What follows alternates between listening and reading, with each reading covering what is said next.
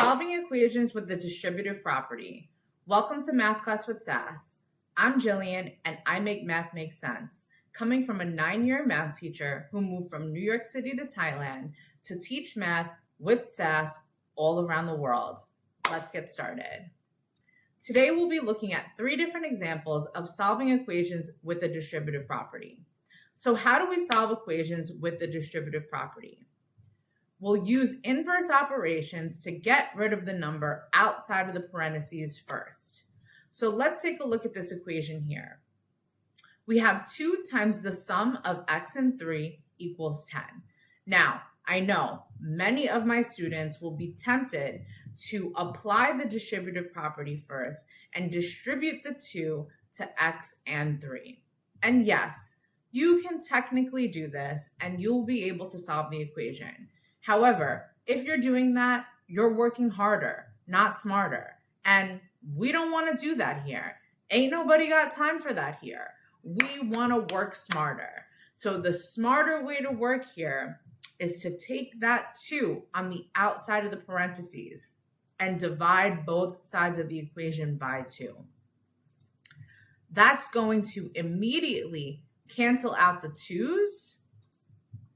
And now we'll be left with a one-step equation of x plus 3 equals 5. And now we can just use inverse operations and subtract 3 on both sides of the equal sign. Our positive 3 and negative 3 cancel out and we get our solution, which is x equals 2. So we just solved this equation that has a distributive property in 2 steps. Now let's take a look at one with a fraction, everybody's favorite, right? So we have 3/4 times the difference of y and 8 equals 6. So how can we use inverse operations to get rid of that 3/4 first, okay? Not only are we getting rid of that number outside of the parentheses, but we're also getting rid of the fraction first. And everybody wants to get rid of the fractions as soon as possible. So let's do that. So we're going to divide both sides by 3/4. And remember, dividing by fractions means multiplying by the reciprocal. So what's the reciprocal of 3/4? That would just be 4/3.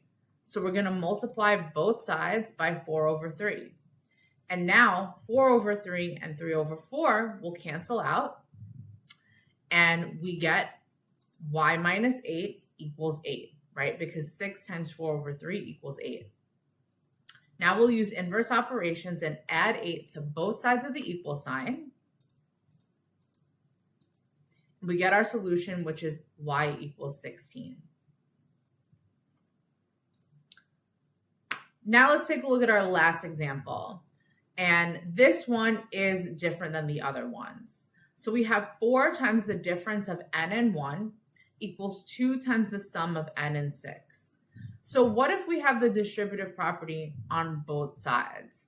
So now, unfortunately, we will have to actually apply the distributive property first, rather than getting rid of those numbers outside of the parentheses. So on the left-hand side, we'll distribute the 4 to n and negative 1. And on the right-hand side, we'll distribute the 2 to n and 6.